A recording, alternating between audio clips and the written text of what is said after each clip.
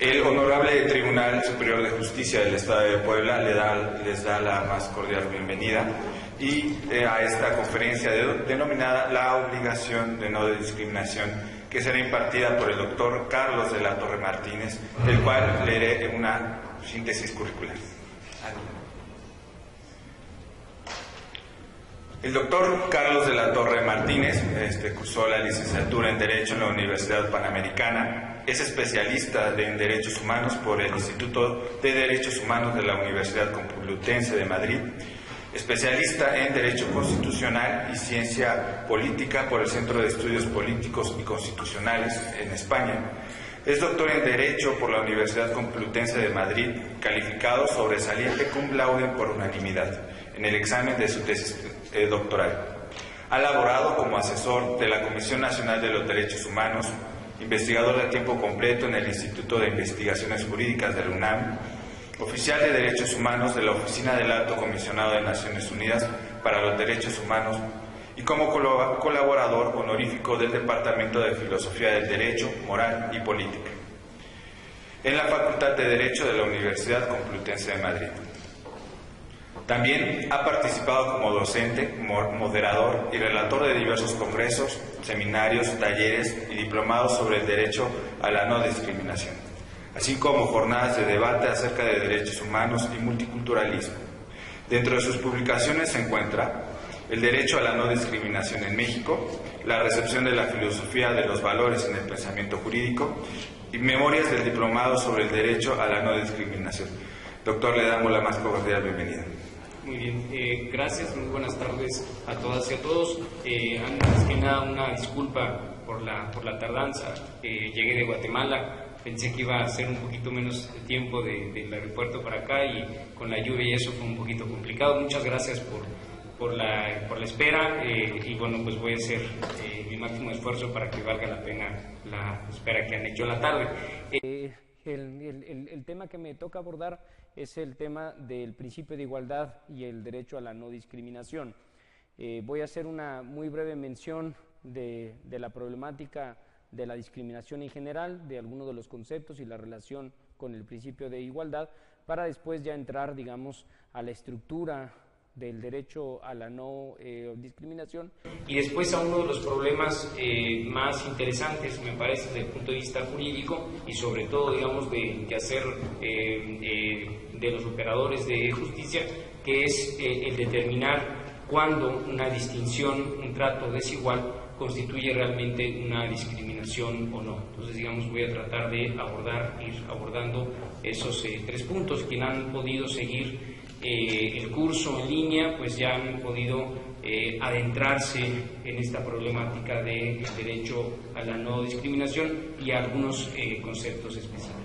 Entonces, para empezar, quisiera establecer de una manera muy simple cuál es la distinción entre el principio de igualdad y el derecho a la no discriminación. Todavía hay un poco de confusión teórica entre estos dos conceptos. A veces se habla de derecho a la igualdad, o incluso a veces de principio de no discriminación.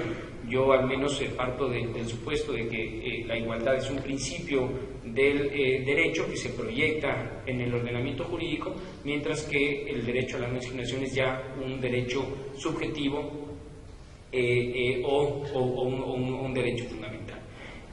La igualdad tiene distintas formas de concretizarse en el sistema jurídico.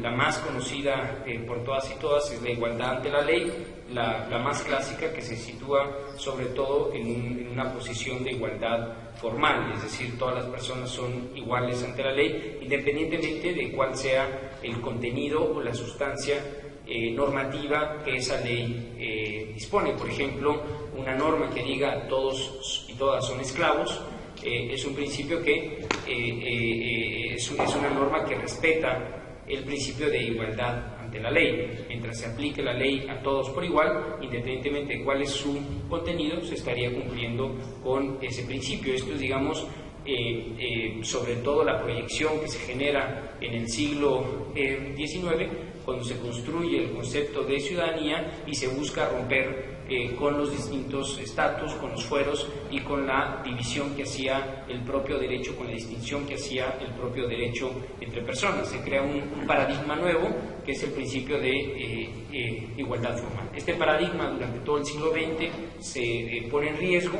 No basta con aplicar la ley por igual, incluso en muchas ocasiones aplicar la ley por igual puede resultar injusto para aquellas personas que están en la realidad en una posición desigual frente a otras personas, y entonces tiene que surgir un nuevo paradigma que es el paradigma de la igualdad sustantiva.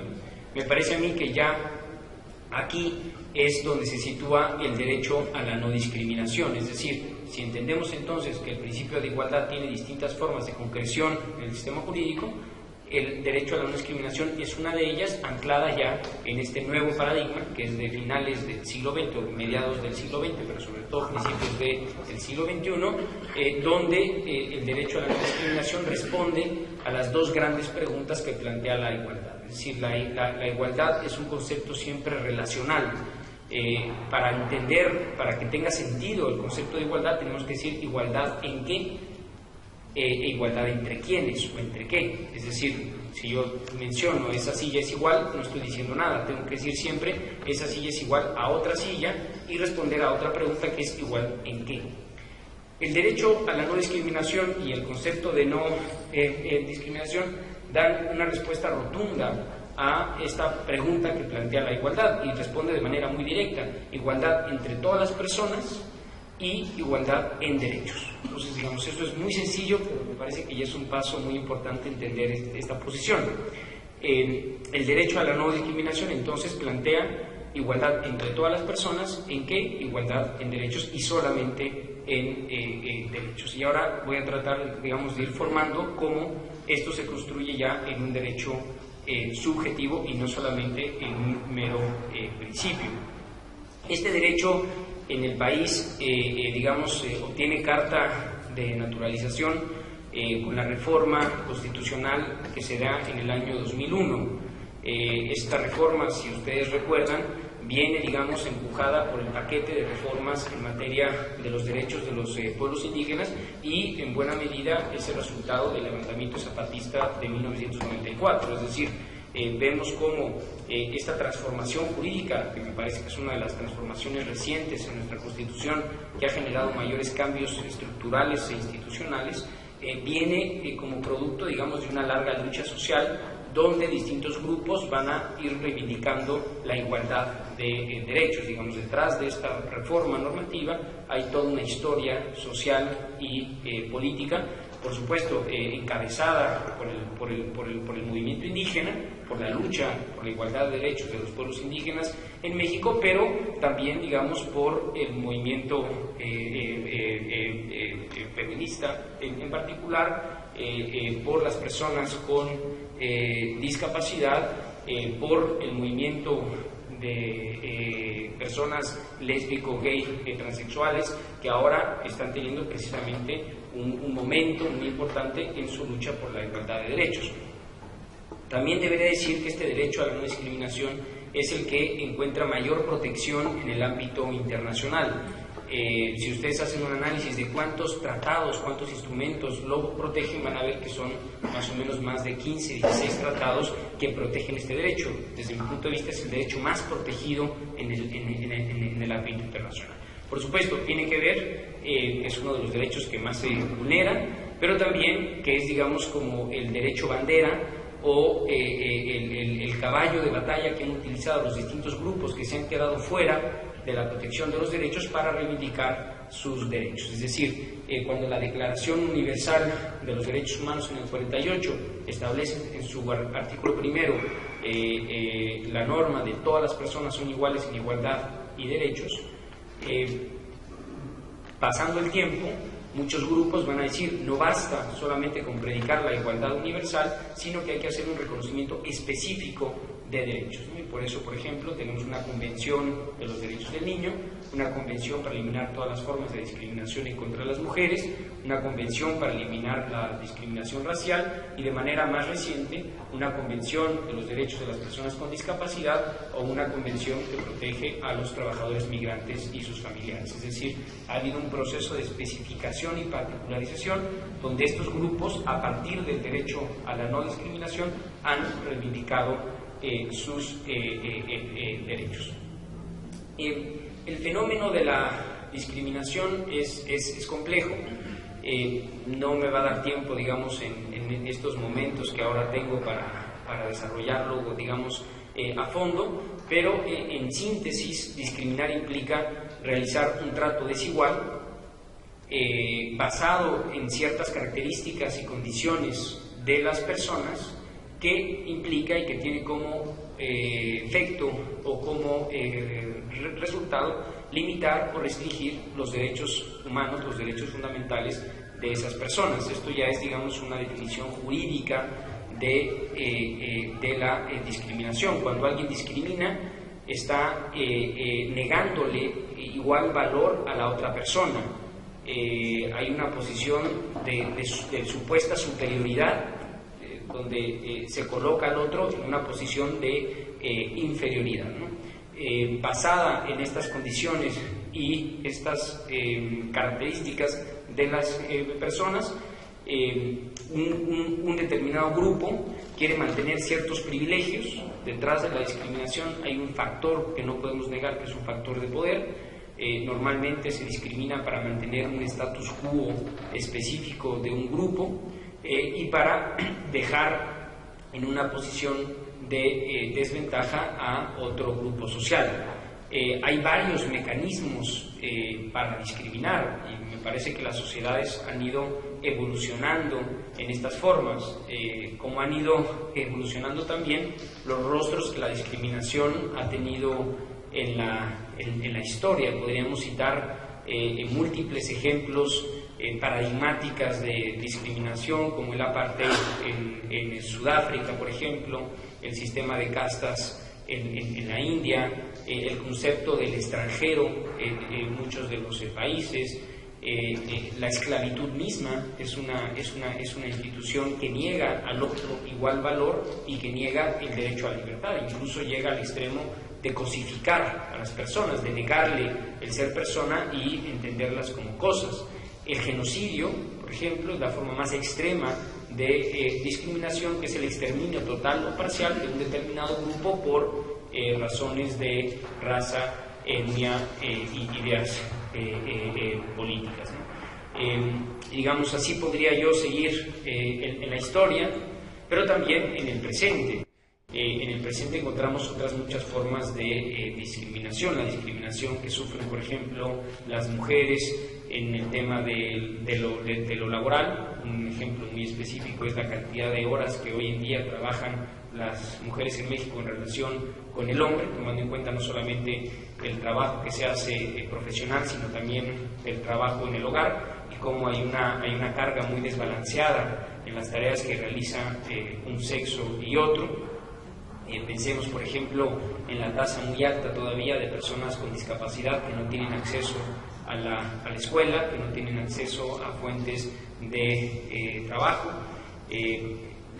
Los indicadores de desarrollo humano, si tomamos los de pueblos indígenas, que el resto de la población en México, vamos a ver que hay un margen, hay brechas muy importantes en indicadores básicos como analfabetismo, como acceso a la salud, en la participación política, etcétera. Digamos, podríamos enumerar muchos de los factores o muchas de las realidades que en nuestro país todavía claman por el tema de la discriminación. No sé si ustedes conocen el diagnóstico, las encuestas que el Consejo Nacional para Prevenir la Discriminación ha hecho. Ya van 2 que realiza, y es impresionante saber que de un grupo de personas muy amplio, donde se les pregunta, ¿ustedes se han sentido discriminadas alguna vez?, el 90% considera que sí lo ha sido. Es decir, es un fenómeno muy extendido. Yo les podría asegurar que cualquiera de ustedes en algún momento se ha sentido discriminado en algún momento de su vida por alguna razón, y también que todos los que estamos aquí en algún momento hemos discriminado a otros, digamos, es algo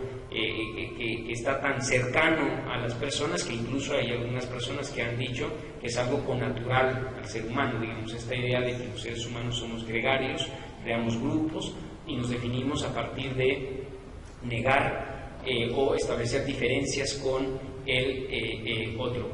Lo que quisiera yo también resaltar no solamente es el por qué discriminamos, que es un tema mucho más complejo, por supuesto, sino cuáles son los efectos de la discriminación.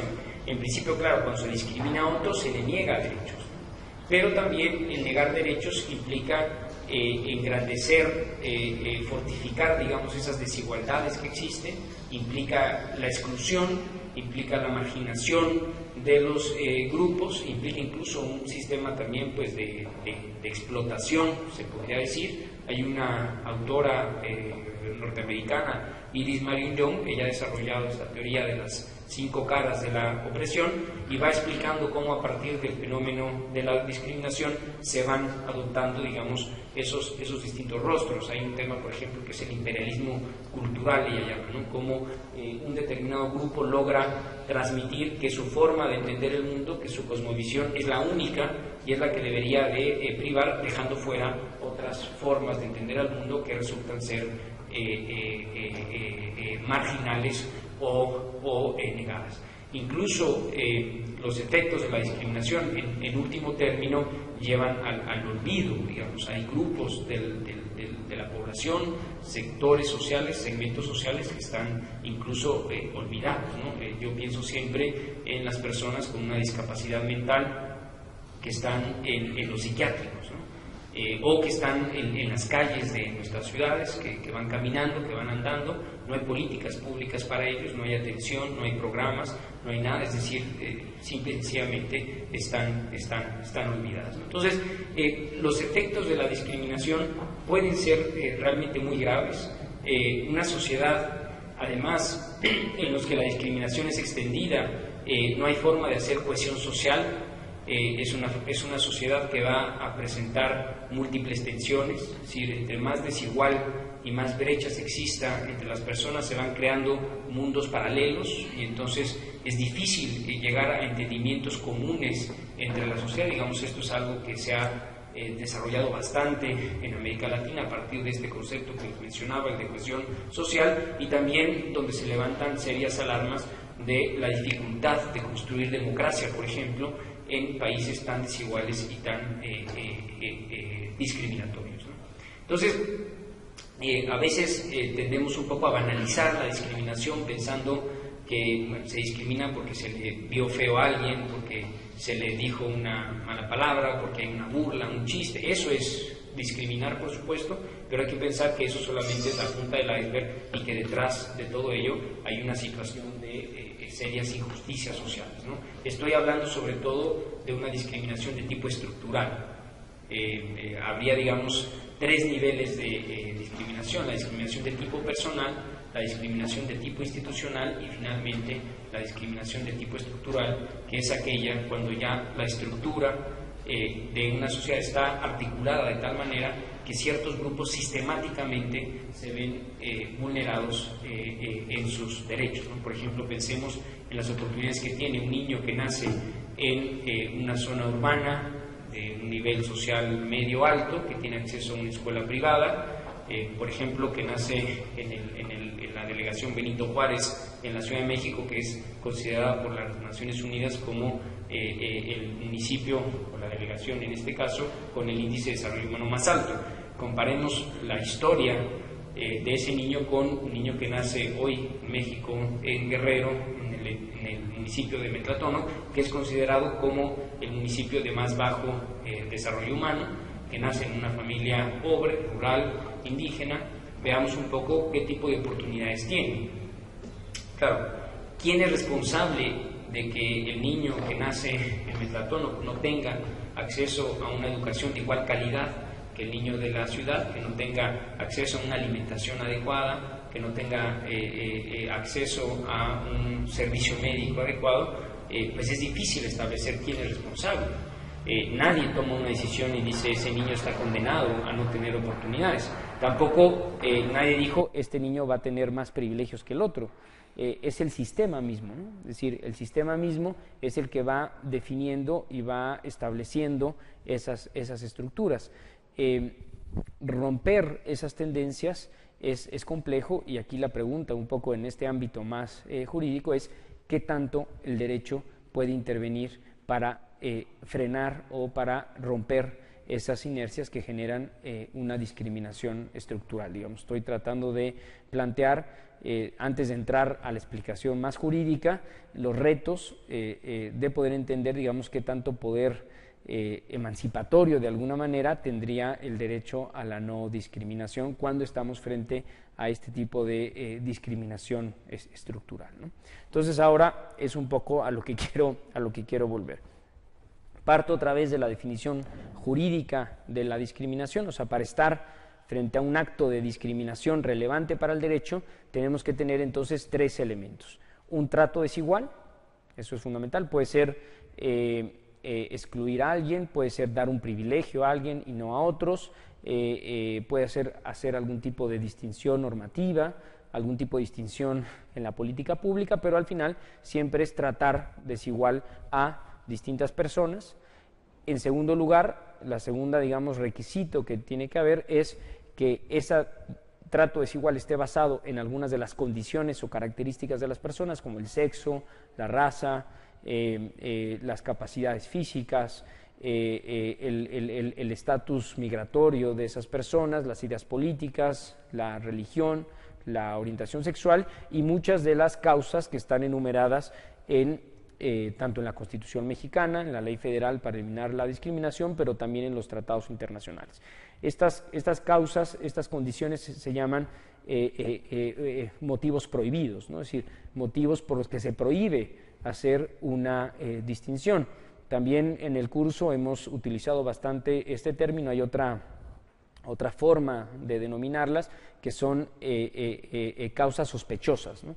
Ahora trataré de explicar si es útil o no llamarlas como causas sospechosas para hacer distinciones.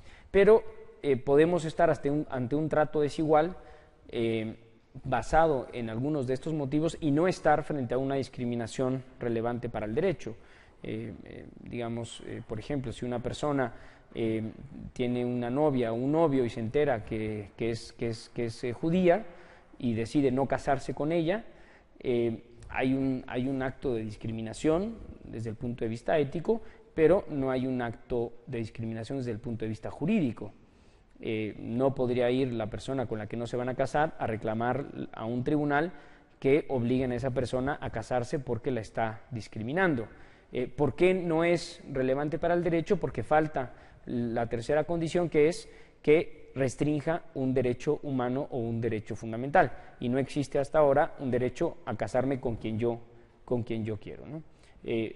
Pero en cambio, si a una mujer, por ejemplo, cuando llega a pedir un trabajo, resulta que está embarazada y decide no contratarla porque está embarazada, hay un trato desigual basado en uno de estos motivos prohibidos que restringe un derecho, que es el derecho al trabajo. En este caso sí estamos frente a un acto discriminatorio relevante para el derecho, ¿no? Entonces tienen que darse estos 3 supuestos. Hay una definición que es la definición más clásica desde el derecho internacional, que la pueden encontrar ustedes en la observación general número 18 del Comité de Derechos Humanos.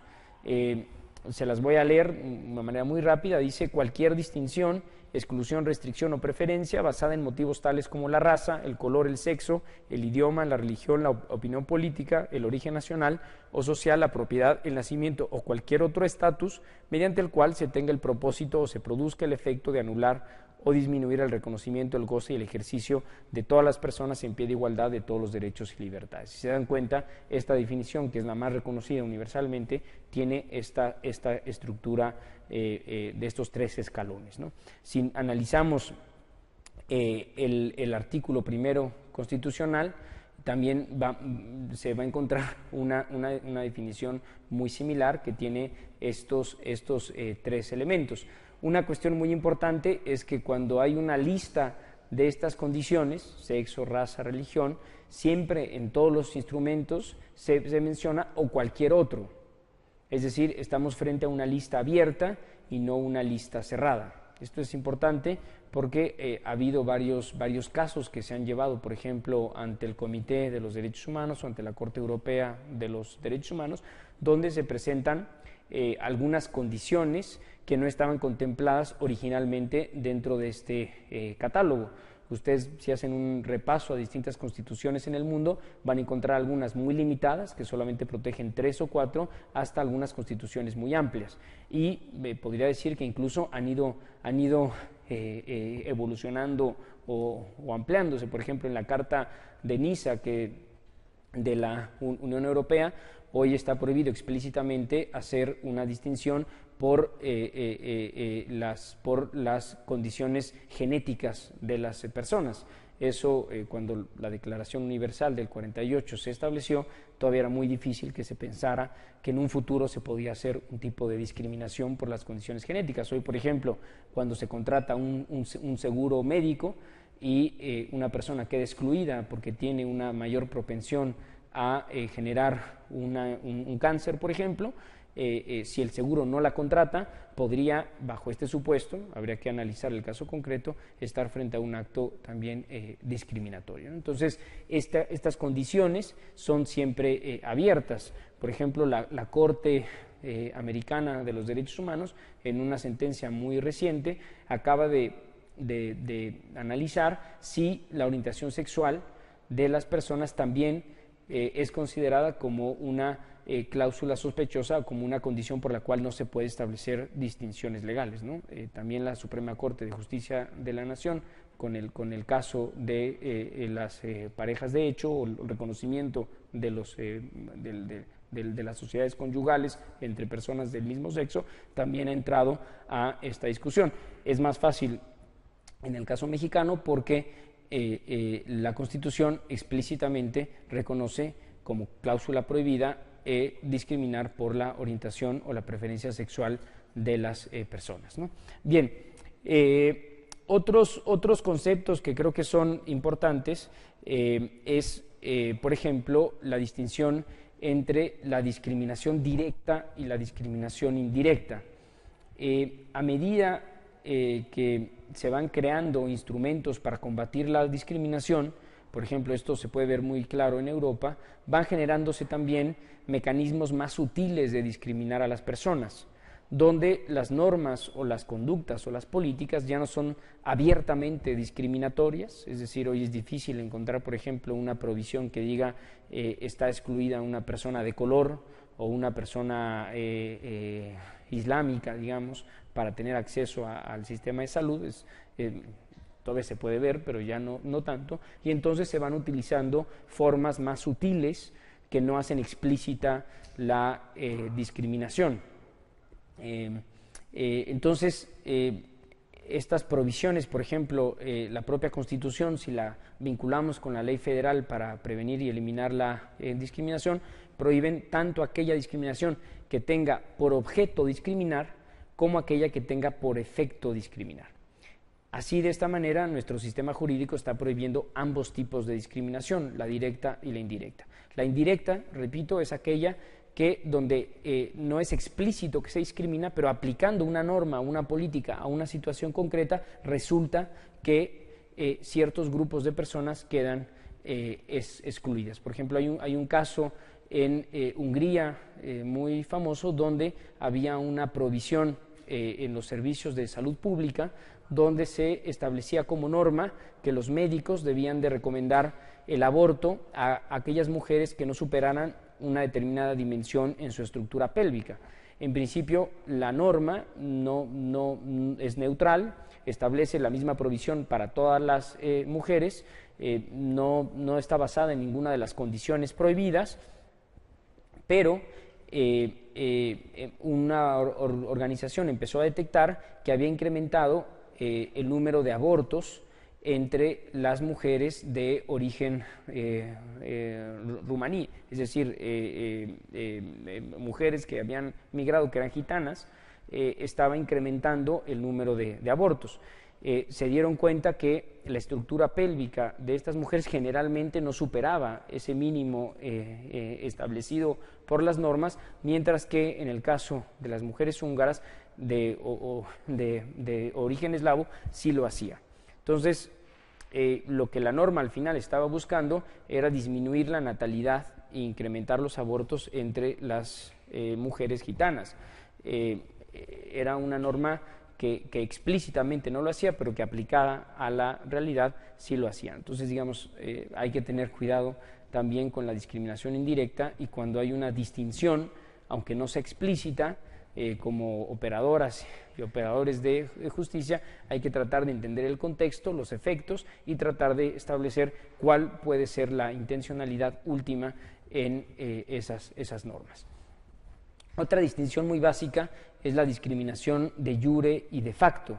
El derecho a la no discriminación prohibiría ambas, tanto la discriminación que establece en sí por las normas y que da un trato jurídico distinto a las personas, pero también está prohibiendo la discriminación que genera la propia realidad o el propio sistema, y establece la necesidad de combatir este tipo de discriminación. Otro concepto básico que tal vez ustedes han escuchado o que van a escuchar es el de la discriminación múltiple. Hay grupos de la sociedad que pueden sufrir distintos tipos de discriminación dependiendo de la adscripción a los determinados grupos que tienen. Por ejemplo, pensemos en una mujer rural indígena en México. Estas mujeres pueden ser discriminadas por su condición de género, pueden estar, al ser mujeres, por su condición de mujeres que viven en el campo, también por su condición étnica o por su situación económica, ¿no? Entonces, en una misma persona pueden converger distintos tipos de discriminación. Vamos ahora un poco a construir el derecho a la no discriminación de manera muy sencilla, ¿no? ¿Qué protege este derecho? Desde el punto de vista más filosófico, está protegiendo sobre todo la dignidad humana. La dignidad humana parte del supuesto que todas las personas valemos lo mismo. El concepto de dignidad precisamente establece que las personas tienen un valor inconmensurable y en este sentido están fuera del mercado, por ejemplo. Esto es una idea muy básica, pero con una capacidad, con una potencialidad jurídica enorme, ¿no? Y que esas personas, al ser dignas, no solamente su valor es inconmensurable, sino que al ser todos dignos, entonces todos tenemos el mismo valor, ¿no? Pensemos, esta idea que es muy básica, es contrafáctica, es decir, en muchas ocasiones va en contra de las grandes tendencias mundiales. Hoy difícilmente podemos afirmar que en la realidad todas las personas valen lo mismo o que todas las personas tienen la misma atención por parte del Estado, ¿no? Digamos, por citar algunos casos, es decir. Pero bueno, la posición, el ideal que protege el derecho a la no discriminación es la dignidad humana, también por supuesto la igualdad, pero también el derecho a la no discriminación protege la diferencia. ¿Por qué? Porque lo que está diciendo es todas las personas tienen que ser iguales solamente en derechos. En lo demás pueden ser diferentes y tienen el derecho a ser diferentes sin que se les restrinjan los derechos humanos. Es decir, esto es una especie de paradoja, porque por una parte protege la igualdad, pero también protege la diferencia, ¿no? Entonces, las personas tenemos el derecho a pensar diferente, a creer diferente, a tener una orientación sexual distinta, tenemos el derecho también a vestirnos diferente, a expresarnos de forma diferente sin que nuestros derechos puedan ser restringidos, ¿no? Entonces es importante también esta idea de que el derecho a la no discriminación protege también la diferencia que hay entre las personas. ¿Cuál es el contenido del derecho? Pues en sentido muy estricto, esto es muy evidente, este derecho implica el derecho de una persona a que no sea discriminada, pero no solamente a que no sea discriminada, sino que en sentido más amplio implica el que las personas puedan ejercer en igualdad de condiciones todos sus derechos. Entonces, esto es importante porque ustedes pueden tener una interpretación muy restringida del derecho a la no discriminación y decir, bueno, lo que no debe hacerse es discriminar a las personas, pero pueden tener también una interpretación amplia, es decir, lo que debe hacerse es que todas las personas accedan a sus derechos en igualdad de condiciones. Y entonces aquí tenemos ya una figura jurídica, un instrumento jurídico sumamente potente. De alguna manera podríamos decir que el derecho a la no discriminación es el derecho a tener derechos. Por eso se ha entendido también como una especie de derecho llave o como una especie de metaderecho, porque está vinculado con todo el resto de los derechos. Incluso si yo estoy, por ejemplo, planteando mi derecho a la educación, pero no solamente planteo directamente mi derecho a la educación, sino que lo introduzco a partir del derecho a no ser discriminado en mi derecho a la educación, jurídicamente cobra mucho mayor fuerza. Por ejemplo, pensemos sobre todo en el tema de la justiciabilidad de los derechos económicos, sociales y culturales, que a veces es puesta en duda, ¿no? A partir de este derecho, sumamente protegido, ya decía antes, por los tratados internacionales, tendremos un derecho jurídicamente sumamente potente. Entonces, digamos, en cuanto al contenido del derecho, podríamos afirmar de manera muy sencilla, es el derecho a tener derechos. Es la otra cara del principio de universalidad de los derechos, que es esencial y fundamental en toda nuestra construcción jurídica de los derechos humanos. Finalmente, ¿quién tiene este derecho? Pues todas las personas. Sería un contrasentido decir que algunos no tienen derecho a no ser discriminados, ¿no? Es decir, es incluyente, incluye a todas las personas, pero tiene una especial relevancia cuando hablamos de derechos colectivos, porque cuando se discrimina a la persona en relación con su pertenencia a un grupo. Normalmente, cuando se excluye a alguien, por ejemplo, supongamos cuando se agrede, o por ejemplo estos actos de homofobia o los feminicidios que se pueden encontrar, las agresiones van contra una persona, pero no por lo que la persona es, sino por lo que la persona representa, porque representa el grupo del cual es parte, ¿no? Por ejemplo, todos estos actos de odio racial,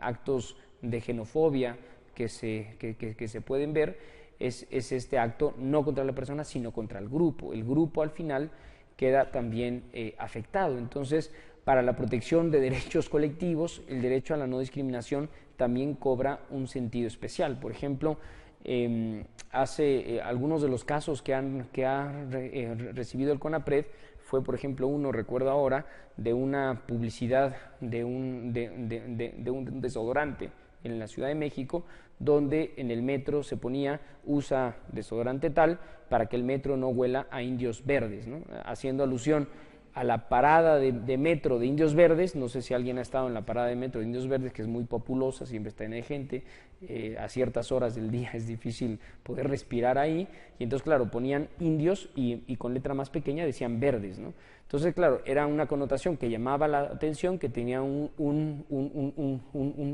efecto de publicidad, pero que estaba al final denigrando y discriminando a las personas indígenas. ¿Quién estaba afectado por esta publicidad?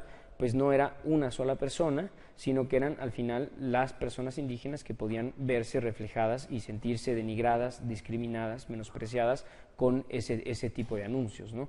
O recuerdo también en una manifestación que se hizo contra el exdirector del IMSS, que era judío. Al día siguiente enfrente aparecieron pintadas unas suásticas sobre Reforma frente al edificio del IMSS. ¿Quién se vio afectada por esas suásticas? No solamente el director del IMSS, sino la comunidad judía en México. Es decir, hay afectaciones que violentan en contra del grupo y no solamente en contra de las personas individuales. Ahora, frente a quién se presenta este derecho, pues claro, ustedes conocen bien, frente al Estado sobre todo, pero si analizamos estas encuestas sobre discriminación en México, vamos a ver que uno de los espacios donde más se discrimina es en el espacio privado. Las personas se sienten discriminadas en la escuela, en la familia, en el trabajo, en los hospitales, y ahí, digamos, también, entonces tiene sentido también establecer un deber de no discriminar frente a los particulares. De hecho, la Ley Federal para eliminar la discriminación tiene una provisión donde las personas pueden presentar quejas contra actos de autoridad que discriminan, pero también pueden presentar reclamaciones contra actos de empresas o particulares que discriminan a las personas, digamos. En ese sentido habría también un efecto horizontal y no solamente un efecto vertical. Creo que esa es una de las cuestiones interesantes que también ha venido un poco a transformar nuestro sistema jurídico a partir de la reforma constitucional del año 2001. Bien, ahora, ¿qué derechos surgen? ¿Qué deberes surgen a partir de este derecho? El deber de respetar. El Estado debe de abstenerse de discriminar a las personas, pero también el Estado debe de proteger a las personas para que no sean discriminadas por otras personas, y finalmente el deber de garantizar en esta estructura de las obligaciones del Estado. ¿Qué implica garantizar? Pues acceder a los derechos sin ningún tipo de discriminación. Y aquí el Estado tiene que garantizar que las personas puedan acceder. Aquí también me refería ya con el tema de la discriminación de facto. Es decir, no solamente el Estado debe proteger a las personas de la discriminación, sino que el Estado, si identifica que un determinado grupo no puede acceder en igualdad de condiciones a sus derechos, debe tomar medidas, debe adoptar medidas. Y algunas de ellas son medidas sumamente drásticas, medidas que rompen, digamos, con las tendencias normales de la sociedad, y esas medidas son conocidas, no sé si ustedes han escuchado el término, de acciones afirmativas, ¿no? Es un término que viene del inglés. En Estados Unidos fue, digamos, cuando se empezaron a utilizar después del movimiento por los derechos civiles de las minorías negras en los Estados Unidos, y se planteó la necesidad de hacer estas affirmative actions en el sentido de romper con la tendencia histórica de discriminación hacia ciertos grupos, ¿no? Establecer cuotas de acceso a las minorías negras en las universidades, en las escuelas, dar privilegios a las empresas que contratan a personas de color y que después quieren contratar con los estados, establecer que los órganos de representación política tienen que tener un mínimo de representatividad de estos grupos, y estas medidas cada vez empiezan a cobrar mayor fuerza. También, por supuesto, en el caso de los derechos de las mujeres hay unas acciones afirmativas muy fuertes, por ejemplo, en los temas electorales. En muchas ocasiones dentro de las propias instituciones de toma de decisiones para mantener un equilibrio de género, y entonces estas acciones afirmativas tienen su fundamento en este deber de garantizar derechos. En ocasiones son muy polémicas, hay personas que se oponen todavía a estas acciones considerándolas como una especie de discriminación inversa, es decir, para beneficiar a las personas que han sido históricamente discriminadas, ahora se discrimina a otros grupos de la sociedad que tienen más bien una posición privilegiada o hegemónica en la sociedad. Entonces hay un gran debate. Este debate ha llegado a los tribunales, y los tribunales han tenido, digamos, que ir resolviendo gracias estas situaciones. Bueno, ya en la última parte voy a tratar de abordar, ahora sí, digamos, la función jurisdiccional frente al derecho a la no discriminación, que me parece que tiene un rol muy importante. Para combatir la discriminación se han establecido distintos tipos de figuras, ya hemos hablado de varias de ellas: la cláusula de no discriminación, por ejemplo, la que tenemos en la Constitución, leyes específicas para combatir la discriminación en general o por grupos, políticas públicas, acciones afirmativas. Hay incluso, por ejemplo, hoy en México, en algunos estados, la verdad es que no recuerdo si Puebla lo tiene, pero sé que el DF, Aguascalientes, Veracruz sí lo tienen, que es un tipo penal de la no discriminación. Es decir, el Código Penal establece ya penas, sanciones penales para aquellas personas que discriminan. Yo no estaría tan de acuerdo con utilizar el sistema penal para combatir la discriminación. Por una parte, el aspecto positivo es que manda un mensaje fuerte a la sociedad de que discriminar no es un juego, y de que puede haber incluso una pena de privación de la libertad a quien discrimina a otras personas, pero ha sido muy difícil, digamos, que el Ministerio Público pueda integrar en las averiguaciones previas este tipo, y no ha tenido muchos resultados específicos, ¿no? Pero también, digamos, es una estrategia jurídica. Pero me parece a mí que en los tribunales es donde se ha tenido mayor éxito. Los Estados Unidos tuvo un experimento muy interesante. Después de que se publica la Carta de los Derechos Civiles, se establece un equipo de litigantes públicos que empiezan a llevar casos ante la Suprema Corte para combatir la discriminación. Y entonces, de los años 50, 60, 70, la Suprema Corte de los Estados Unidos empieza a generar un conjunto muy amplio de criterios para ir determinando aspectos vinculados con la discriminación. Incluso se logra revertir un criterio de un caso que se había resuelto en 1896, el famoso Plessy versus Ferguson. Este caso tiene que ver con la segregación racial en los Estados Unidos, sobre todo en el sur, en algunos estados. Había este tema de la segregación racial, donde personas de color iban a un tipo de escuelas y los blancos a otros, usaban un transporte público y otros, y la Suprema Corte había analizado y había dicho que este tipo de trato era constitucional y no afectaba la enmienda número 14 de la Constitución americana, que establece un trato igual ante la ley, porque decía el principio que ellos llaman equal but separate, es decir, iguales pero separados. Es decir, mientras las personas pudieran acceder a los mismos servicios, podían hacerlo por separado, o las legislaciones de los estados podían establecer espacios distintos de separación entre las personas. La segregación racial en Estados Unidos fue legal hasta 1954, donde la Corte revisa ese criterio en un caso Brown versus Board of Education, de una persona negra que quería entrar a una escuela pública donde estaba reservada para personas blancas. Lo que se había generado es que la calidad no era la misma. Como ustedes saben, bueno, es un poco complejo, pero en Estados Unidos las escuelas públicas tienen cierto grado de autonomía y los recursos dependen de la zona en la que está. Entonces resultaba que las mejores escuelas están en las zonas de mayor ingreso económico, que coincidía además con las personas en los vecindarios de personas blancas, mientras que las escuelas con menos recursos y de peor calidad estaban en los barrios establecidos, digamos, para las personas de color. Un chico de color quiere entrar a una preparatoria, el famoso high school, que no era de su circunscripción, se le niega, y él plantea a la Suprema Corte y pone en evidencia, digamos, reta este principio del equal but separate, y no es hasta 1954 donde la Corte de los Estados Unidos da marcha atrás y considera que la segregación racial es discriminatoria, ¿no?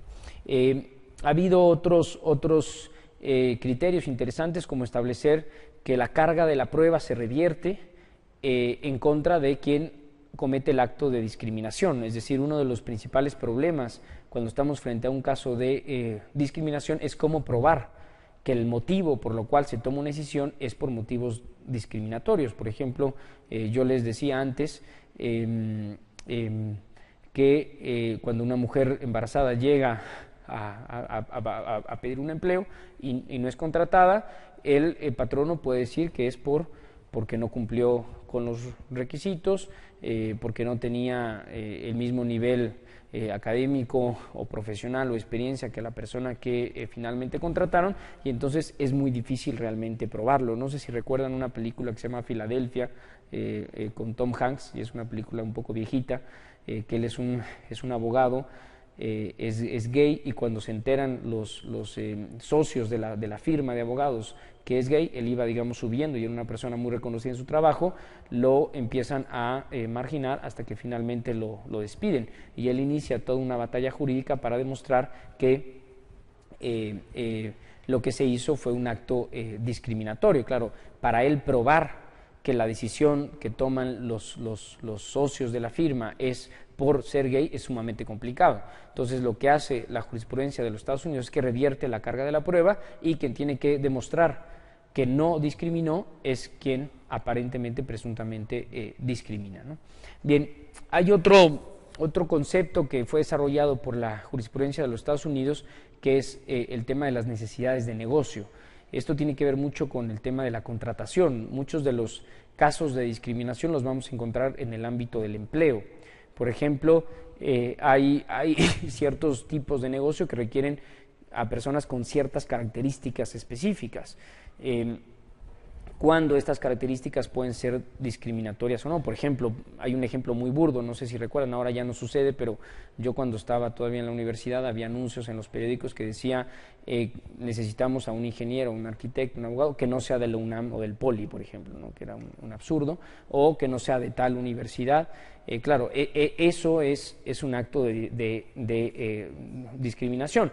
La persona quien contrata puede decir, bueno, es que yo tengo una cierta afinidad con cierta universidad y yo quiero que sea de esa universidad. Es decir, hasta dónde hay un margen para establecer ciertos criterios. Por ejemplo, ha habido otros casos, ha habido unos casos contra ciertas escuelas religiosas donde donde no se permiten, por ejemplo, hijos de papás divorciados, ¿no? Las escuelas argumentan que eso se debe a pues sus principios religiosos, que los demás niños son hijos de papás que siguen juntos, que el niño va a sufrir a la larga, etcétera, etcétera. Es decir, construyen una serie de argumentos cuando en realidad el motivo pues es un motivo discriminatorio y están excluyendo de la educación a un niño por una situación que él no controla y que en una sociedad laica no debería de impactar. O por ejemplo, el despedir a un profesor porque se divorcia. Ahí la situación es muy sencilla. El estatus civil del profesor digamos, tiene alguna relevancia para la manera en cómo él imparte clases o no. Entonces, ese es el criterio que se desarrolló en los Estados Unidos, la necesidad del negocio. Si se comprueba que las características que se quieren son realmente necesarias para el negocio, entonces se permite hacer ese tipo de distinciones. Si resultan irrelevantes por completo, entonces no lo son. Por ejemplo, ha habido un caso muy grande de una aerolínea en Estados Unidos donde se contrataba a mujeres jóvenes solamente y se despedía a ciertas mujeres que empezaban ya, pues, digamos, por los 50 años, ¿no? Entonces, claro, ellas se inconformaron y dijeron, bueno, ¿por qué no nos van a contratar si para hacer sobrecargos no se requiere tener una cierta edad? La empresa lo que quería era mantener una cierta imagen, pero eso no se puede hacer a costa de las personas y sus derechos, ¿no? Entonces, digamos, este concepto de la necesidad del negocio puede ser interesante siempre y cuando no haya un prejuicio. Hubo otro caso muy famoso en los Estados Unidos del restaurante de hamburguesas Hooters se llama, ¿no? No sé si lo han escuchado, que es este restaurante que vende hamburguesas, pero todas las meseras se tienen que vestir de una manera específica y tener una forma corporal específica y el restaurante lo que vende realmente es esa imagen. Entonces también se planteó la no contratación de algunas mujeres que no cubrían con esos requisitos. El restaurante utilizó el argumento de la necesidad del negocio, que lo que el negocio vendía no solamente eran hamburguesas, sino también la imagen de estas mujeres, y ahí la Corte fue muy interesante porque dijo, es que detrás de tu argumento hay un prejuicio de género y estás utilizando el cuerpo de la mujer como un producto, ¿no?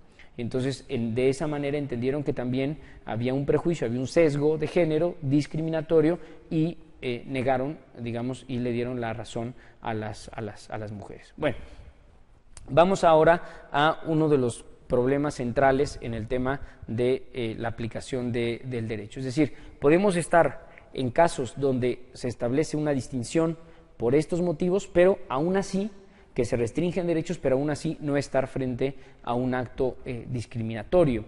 Y hay algunos ejemplos muy básicos. Por ejemplo, hoy se considera que los niños menores de 18 años no pueden votar. Es una distinción por motivos prohibidos como la edad, que restringe los derechos políticos de los niños y sin embargo todo el mundo consideraría que hay una cierta lógica, que hay una razón que justifica esa distinción, que es que un niño no puede.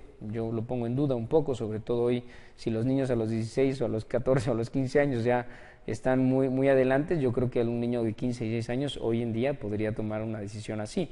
a veces mucho más consciente que muchos adultos, es decir, creo que ahí la edad no es un factor, pero tradicionalmente se pensaba que un niño menor de 18 años no podía votar y parece lógico, parece que hay una razón que justifica y por lo tanto no ha llegado todavía ante un tribunal un caso que plantee que un niño de 17 años que no puede votar está siendo discriminado. Tal vez en algún momento podamos verlo.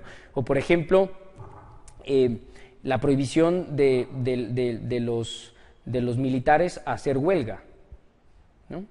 Hay una distinción, a los trabajadores se les permite hacer huelga como un instrumento fundamental para defender sus derechos, a los militares no. ¿Por qué?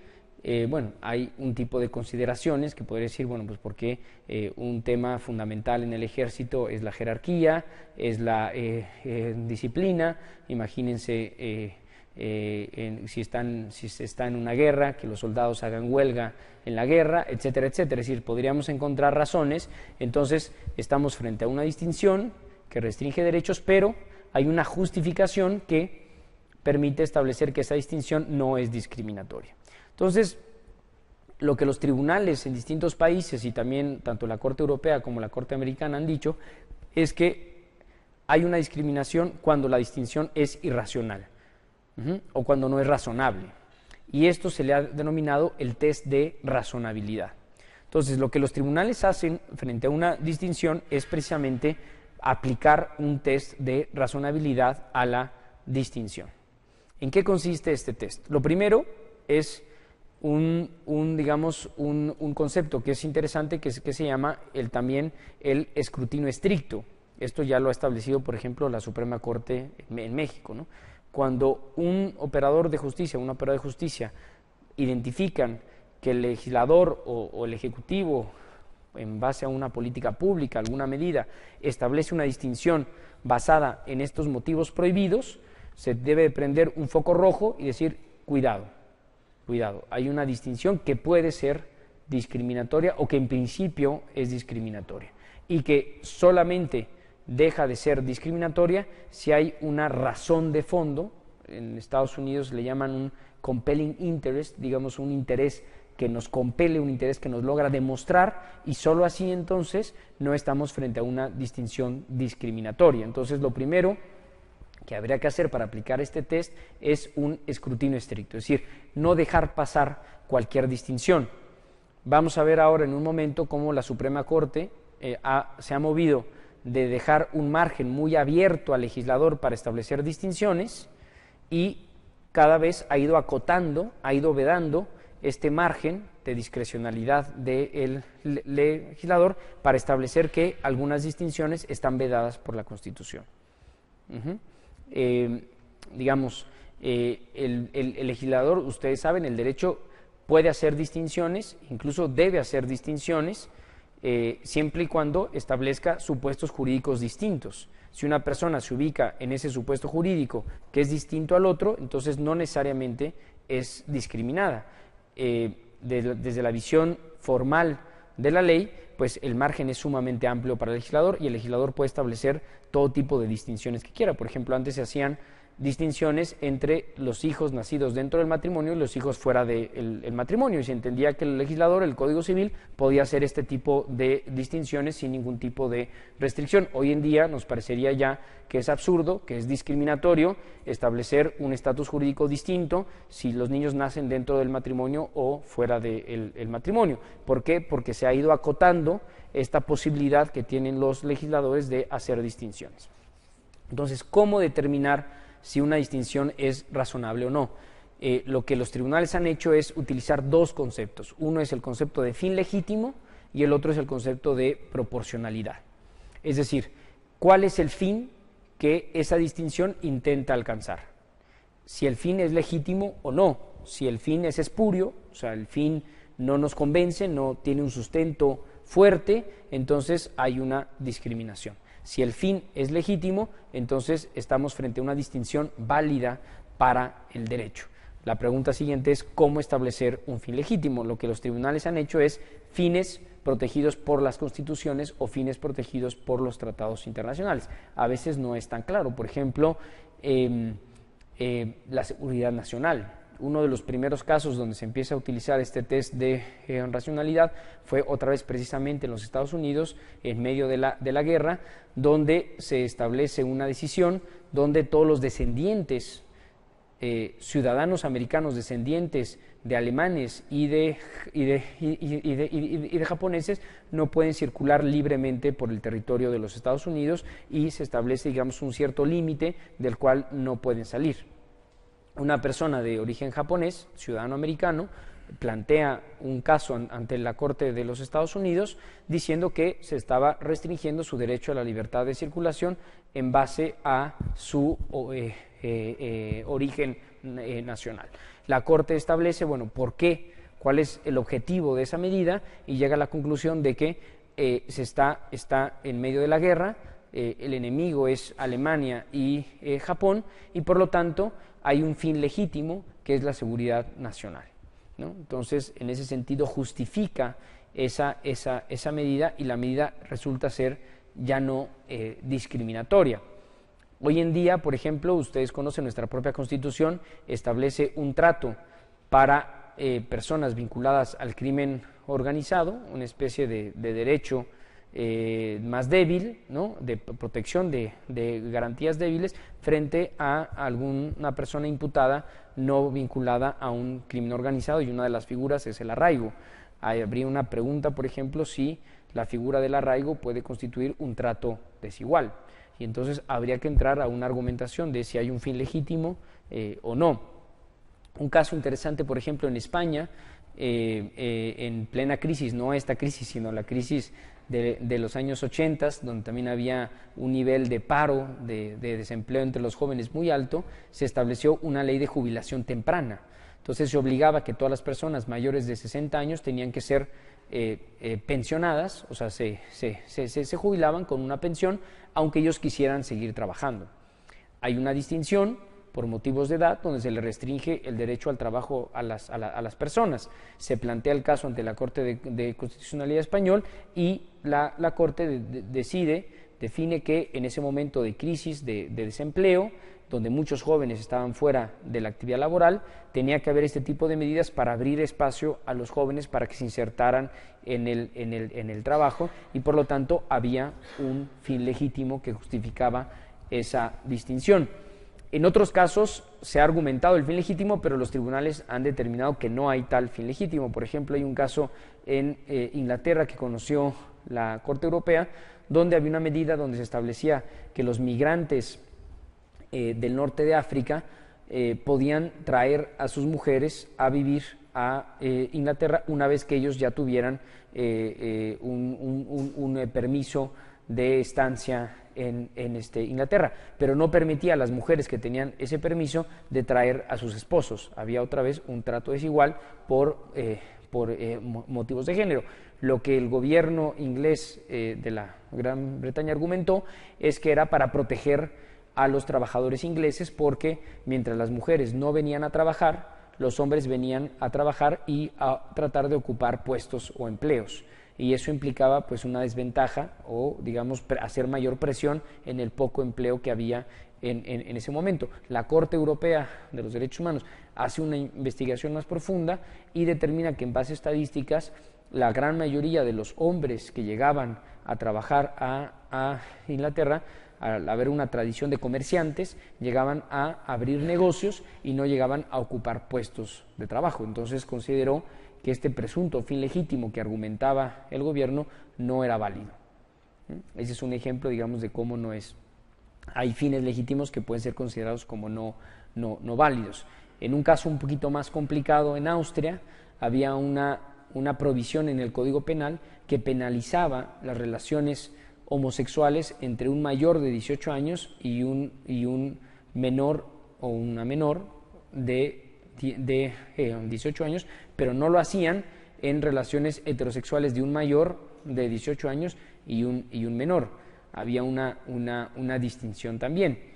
El argumento que utilizaba Austria para sostener esa medida como no discriminatoria era preservar, digamos, la identidad sexual de los menores, y que un mayor homosexual, es decir, un hombre con un niño, un varón también, no pudiera, digamos, inducir a la homosexualidad a los menores, o al igual en el caso de ser mujeres. Realmente en este caso la Corte Europea también hizo estudios psicológicos, determinó que a esa altura, eran mayores de 18 y menores de 14, que a los 14 años una persona había definido ya su sexualidad y que por lo tanto ese temor que tenía el gobierno no era legítimo, que no era tal. Y entonces consideró que ese tipo de distinciones eran discriminatorias e incluso llegó a considerar que el gobierno estaba privilegiando una identidad o una orientación sexual sobre otra, ¿no? Entonces, digamos, son argumentaciones que después en otros tribunales, dependiendo un poco del contexto social, religioso, etcétera, pueden llegar a posiciones distintas, pero solamente es un ejemplo de cómo se utiliza este criterio del fin legítimo. Y finalmente, ya con esto voy a terminar, el de proporcionalidad. No solamente basta que exista el fin legítimo, sino también que la distinción sea proporcional, ¿no? Por ejemplo, en el caso español, la Corte de Constitucionalidad determinó que en ese caso había una pensión para los adultos mayores de 18 años y que esa pensión venía a minorar el impacto que tenía la jubilación temprana de estas personas. En caso de que no hubiera una jubilación y pusiera en riesgo, la estabilidad económica de estas personas, entonces no se habría cumplido con el segundo requisito, que es el de proporcionalidad. Bien, la Suprema Corte de Justicia y la jurisprudencia en México ha ido retomando estos criterios a partir de la reforma del 2001, sobre todo me parece que los primeros test de racionalidad se empiezan a hacer en el año 2004, hoy ya es parte, digamos, de criterios jurisprudenciales, tanto el escrutinio estricto como el fin legítimo, la proporcionalidad, e incluso la Suprema Corte ha hablado de un tercer criterio que es la instrumentalidad, digamos, que quiere decir que el fin legítimo tenga una relación con la distinción, ¿no? Que exista una relación causal entre el fin que se persigue y la distinción que se hace. Y ha habido ya casos que se han resuelto en este sentido. Uno que ahora, digamos, por motivos de tiempo ya no entro a más casos, pero algunos casos son, por ejemplo, estos serie de casos que se presentaron por el despido de militares con VIH-Sida, ¿no?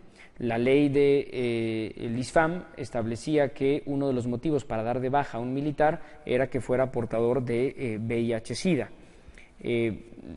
Hubo varias resoluciones de los tribunales colegiados que empezaron a proteger a los militares, pero en una contradicción de tesis la Suprema Corte tiene la oportunidad de entrar al tema y aplica un test de racionalidad. Primero dice, bueno, una distinción basada, por ejemplo, en estas características de las personas en cuestiones de salud, habría que hacer un escrutinio más estricto.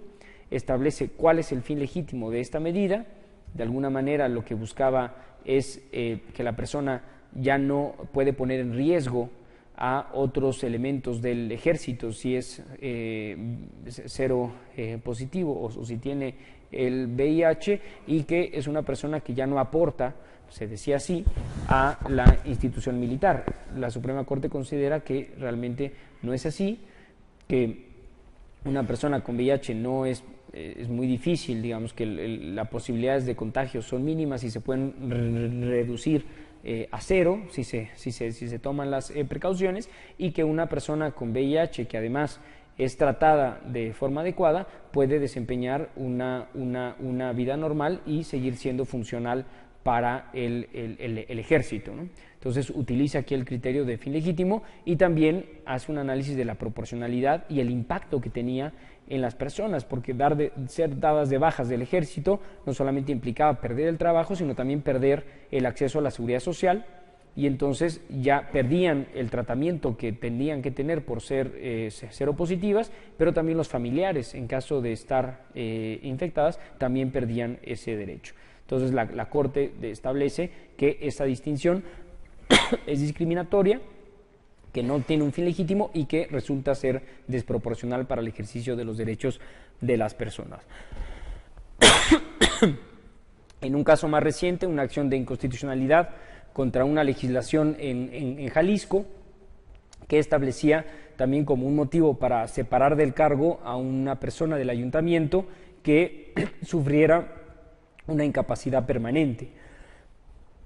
Perdón, la Suprema Corte hace un análisis de las formas o los motivos específicos, o digamos de los términos, ya a la luz de la Convención de todas las personas, de los derechos de las personas con discapacidad, y llega, por ejemplo, a hacer un análisis donde dice que el lenguaje jurídico que deben utilizar las legislaciones y las políticas públicas en México es el de discapacidad, no es el de incapacidad, y hace una correcta interpretación de estas leyes, diciendo que nunca podrían interpretarse que una persona con discapacidad pueda ser dada de baja como concejal o como síndico del ayuntamiento, porque una persona con discapacidad no pierde esa capacidad, que solamente sería en el caso de una discapacidad que le impidiera absolutamente desarrollar sus funciones. Entonces, me parece a mí, un poco esta es como la idea, el mensaje, que los criterios de la Corte, del Poder Judicial en México,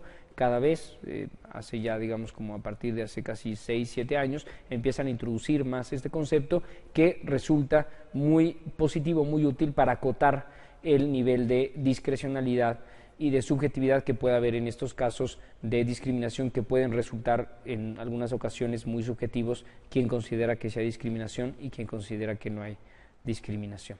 Bueno, pues ya no quiero, ya les quité mucho tiempo por la espera, entonces yo creo que hasta aquí iría yo.